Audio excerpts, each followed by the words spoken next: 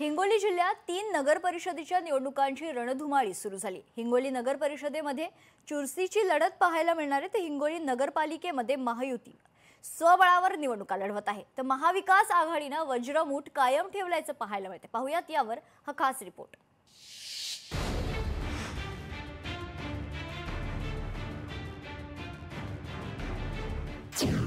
हिंगोली नगर परिषदेत तिरंगी लढत, भाजप आणि शिवसेना आमने सामने। संतोष बांगर आणि तानाजी मुटकुळेंची प्रतिष्ठा पणाला।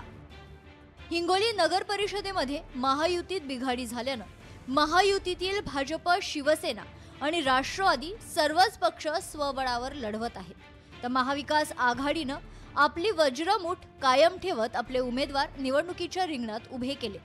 हिंगोली नगर परिषदेची निवडणूक ही नगराध्यक्ष पदासह 34 जागांसाठी होत असून 2016 मध्ये हिंगोली नगर परिषदेवर भाजपची सत्ता होती। हिंगोली नगर परिषदेसाठी भाजपकडून माजी नगराध्यक्ष बाबाराव बांगर यांच्या पत्नी नीता बांगर निवडणुकीच्या रिंगणात उभे आहेत।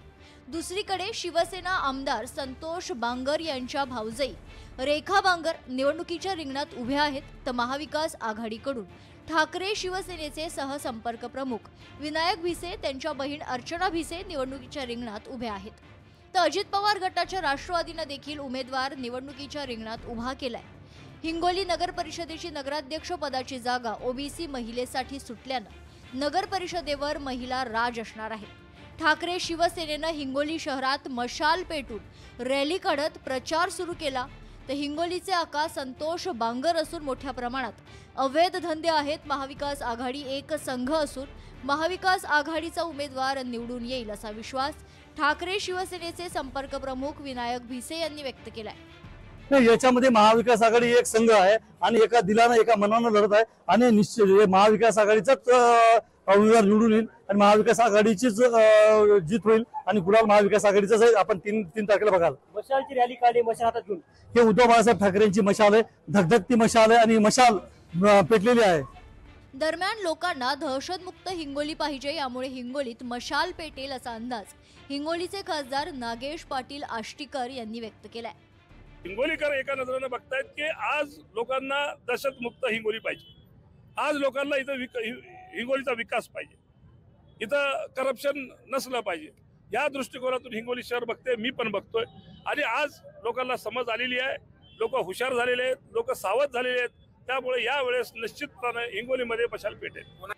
हिंगोली नगरपालिकेचा प्रचार शिगेला पोहोचला असून हिंगोलीमध्ये महायुतीतील शिवसेना आमदार संतोष बांगर आणि भाजप आमदार तानाजी मुटकुळे हे एकमेकांवर जोरदार आरोप प्रत्यारोप करताना पाहायला मिळत आहेत। हिंगोली शहरात भाजपकडून 34 पैकी 24 उमेदवार निवडणुकीच्या रिंगणात उभे आहेत, तर भाजपचे आमदार यांनी शिवसेनेचे आमदार संतोष बांगर यांच्यावर गंभीर आरोप केलेत। हिंगोली शहरात अवैध धंदे हे संतोष बांगर यांचे असून अनेक व्यापाऱ्यांना त्यांनी मारहाण केली आहे। शिवसेना ही निवडून येणार नाही असा आरोप भाजपचे आमदार तानाजी मुटकुळे यांनी केलाय। नगर परिषदेचे अध्यक्ष हे सुद्धा उमेदवार आमचे आहेत आणि मी निश्चित रूपाने 24 पैकी आमचे 20 नगरसेवक निवडून येतील, अध्यक्ष मोठ्या फरकाने निवडून येतील याची आम्हाला गॅरंटी। का तर गेल्या 11 वर्षात या शहराचा विकास झपाट्यानं आणि पूर्ण इमानदारीनं आम्ही केलेला आहे। तर शिवसेनेचे आमदार संतोष बांगर यांनी देखील भाजपचे आमदार यांच्यावर जोरदार टीका केली आहे। आम्हाला सांगायला लावू नका, झाकली मूठ 1.25 लाखाची ठेवा, बोलायसाठी भरपूर आहे, 2 तारखेला तुम्हाला कळेल कोण विजयी होणार, याचा आरोप शिवसेनेचे आमदार संतोष बांगर यांनी तानाजी मुटकुळे यांच्यावर केलाय। तुम्ही लोकांचे हातपाय जोडले, तानाजीराव मला वाटते झाकली मूठ 1.25 लाखाची ठेवा, आम्हाला बोलायला लावू नका, बोलायसाठी भरपूर काही आहे। मला असं वाटतंय कोण वर जायला पाहिजे आणि कोण नाही ते 2 तारखेला कळल। हिंगोली नगर परिषद निवडणुकीमध्ये शिवसेनेचे आमदार संतोष बांगर आणि भाजपचे आमदार तानाजी मुटकुळे यांच्यात वैयक्तिक पातळीवर जाऊन टीका केल्या जात आहेत। हिंगोलीत आरोप प्रत्यारोपावरून राजकीय कलगीतुरा चांगलाच रंगलाय। महायुतीचे नेते मध्यस्थी करून वाद मिटवतील का?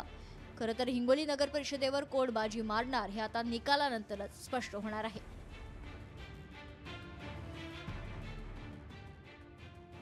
गजानन वाणी, लोकशाही मराठी, हिंगोली।